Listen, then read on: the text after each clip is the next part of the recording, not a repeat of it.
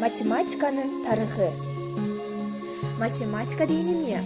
Бул жашоодогу сандык катыштар менен мейкиндик формулалары жөнүндөгү илим. Математиканын анын ыкмаларын такыр башкача ар тараптуу түшүндүрүүлөрү бар. Математика сөзү гректин илимди, билимди, изилдөөнү түшүндүргөн, таанып билүүгө болгон сүйүү деген сөзүнөн келип чыккан. Фридрих Энгельс колдордун 10 манжасы математиканын үйрөнүүнүн эң байыркы булагы экендигин жазган. Азыр биз ал сандар аркылуу убакытты эсептей алабыз. Байыркы Египетте, мисалы, алымы 1 болгон гана бөлчөк санды билишкен.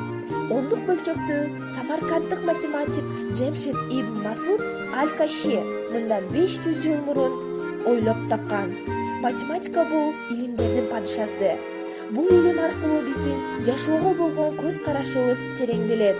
Математика кызыктуу илим деп эсептелет. Математика жашоонун дээрлик бардык чөйрөсүнө зарыл. Биз күн сайын өз убактыбызды туура бөлүштүрүү жана соода кылуу үчүн жөнөкөй арифметикалык амалдарды колдонобуз. Балким сен программист, инженер, физик же экономист болууну каалап калышы мүмкүн. Бул жана башка көптөгөн адистерди терең өздөштүрүү үчүн математикалык билимге ээ болушуң зарыл. Математика бардык илимдердин негизи.